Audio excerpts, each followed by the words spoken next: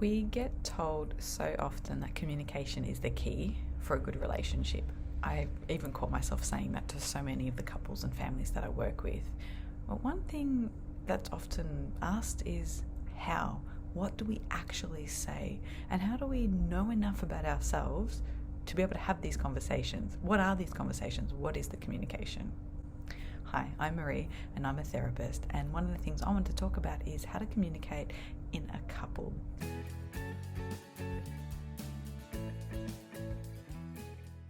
Communication is really important in relationships, and often people with maybe have really great intentions but don't exactly know what to say or even how to listen properly.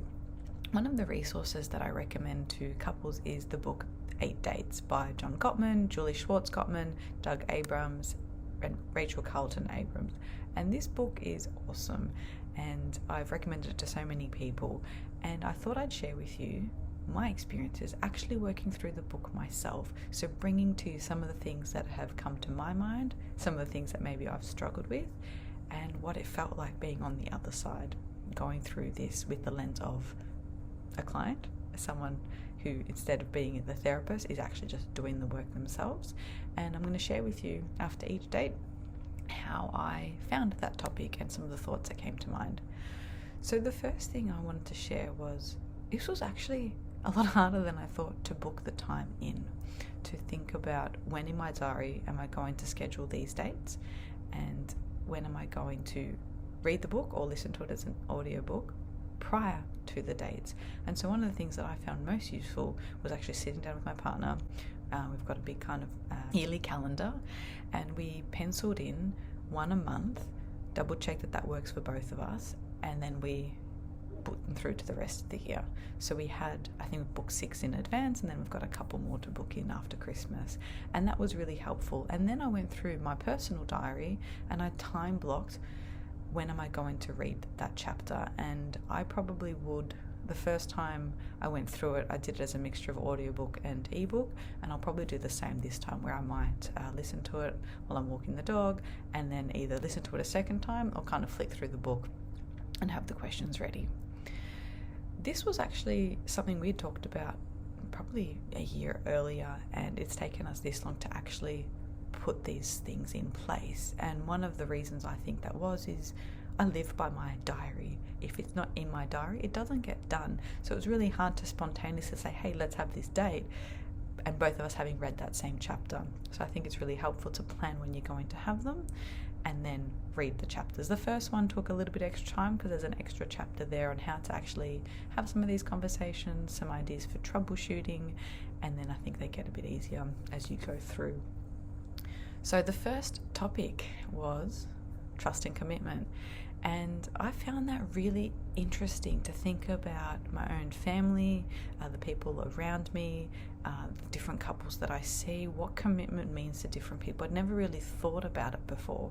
So often you might say something like, they're really committed. But what does that look like? How does that translate into actions? What are those expectations that might cross over into areas of infidelity, or what counts as infidelity? But I think we probably cover that a little bit more in the sex and intimacy chapter.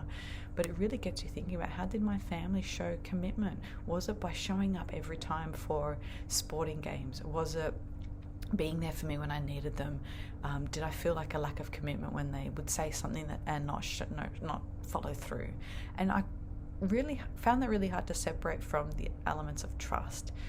There was a bit in the book that talked about trust a little bit, but to get a bit more information, I actually went through some of Brené Brown's work, and she's got this really beautiful acronym for trust called BRAVING. So for more information on that, you can have a look at her podcast catalogue. There's a few really good episodes where she talks about braving. But basically, this was an episode, a podcast episode that my partner and I had listened to a couple of times, and it really helped understand what trust meant to us. So I would encourage you, if you're really struggling with that, to add in this podcast episode, and I'll try and find it and pop a link in the comments below. But essentially, she breaks trust down into different components. So one is B, braving, that's the acronym, is for boundaries. Okay, boundaries. Are my boundaries clear? Do I make them known to others? Do others make their boundaries known to me? And do I hold respect? do they respect my boundaries and I respect that of others? So that was the first component or element of trust. The next was reliability, and this for me overlapped a little bit with commitment. Is if someone shows their commitment to me by being reliable, and so this is doing what you'll say you're going to do, and when you'll say you'll do it. Am I reliable with myself? So am I a reliable person? Am I reliable with others? And really thinking about that. If you're not reliable, if it's only occasionally, then it's not really reliable, right? It's reliable is consistently showing up. Accountability, so that's the third one. So braving, BRA, we've got accountability. It means when I make a mistake, I own it, apologize, and make amends, and then do something about it. So I find that a really useful thing when thinking about relationships and this trust and commitment part of the book. V is for vault, so holding confidence when I share things. You won't share them with other people. When you share things with me, that they stay private and that they're safe with me. So this idea of gossip being a false intimacy, that if I'm telling one of my friends behind my partner's back all these things about them, and then I'm telling my friend all these things about someone else, and then I'm telling my partner, but like that kind of talking about other people isn't seen to be a really good component of building trust. I is for integrity. It's walking the talk, having congruence with what you think, say and do. Okay, so it's choosing courage over conflict and doing what's right over what's fun, or fast, or easy. Practicing your values rather than professing them. And this is the most linked work with trust. So this one in her research came up as one of the really strong components of trust. Do I act and encourage integrity? Okay, so really important to think about there. The second last one was non-judgment. Okay, so you cannot not judge others if you judge yourself. So if you think about asking for help as being weak and you wouldn't ask for help, then it's really, she claims that it's almost impossible to not judge someone else for needing help. So we have to really check in with our judgments to be able to build trust. So real trust exists if help is reciprocal. If I can help you and I can accept your help. If I can support you and I can accept your support. So if I was to think that it's a sign of weakness to lean on my partner, then there's a part of me that will judge them for leaning on me. It has to be reciprocal for that to be trust. And the last one is generous or generosity. And this is being generous-hearted and assuming a positive intent. So the Gottmans use this idea of positive sentiment override, and I think this neatly links in with that around if someone forgot to call you for your birthday.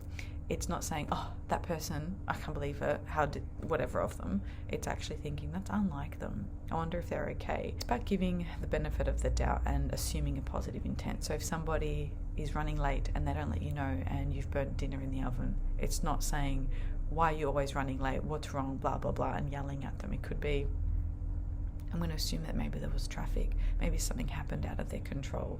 So it's giving that person a generous, positive assumption.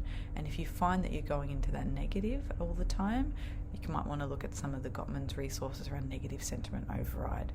So to look at this chapter, I felt having an understanding of what trust meant and digging a bit deeper into trust was really helpful. And I encourage you to have a look at that as well. The other activity that was in this chapter was showing appreciation, and that was really, I felt like it didn't give clear instructions on how to do it, so I kind of printed out this like huge pages of all these different things, and it kind of had these little tick boxes of yes, no, tell partner, and we'd kind of had our day, and then we had these lists of like, do we do this on top of it? Like we've just spent hours literally talking about trust and commitment, and we chose to just kind of sprinkle in a few of those.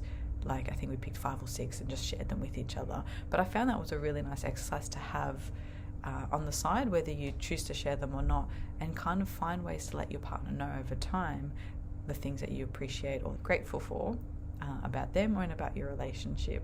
Because that's something we don't do often, or maybe not often enough, is actually we think some of this stuff's implied, but it can feel really nice for someone to be appreciated, to be valued, or to be noticed and seen.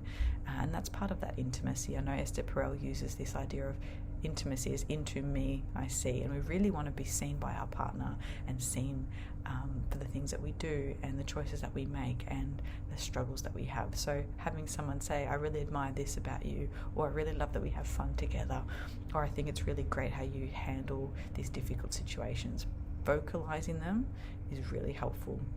And so you can do those bits whenever you want throughout the relationship, but the workbooks had some really good tips there as well. So I hope you find that helpful. Stay tuned. Every month I'll release an episode about where I'm at with the 8 dates. So we've covered the first one, and I think there are 7 more. We'll be looking at addressing conflict, sex and intimacy, work and money, family, fun and adventure, growth and spirituality, and dreams.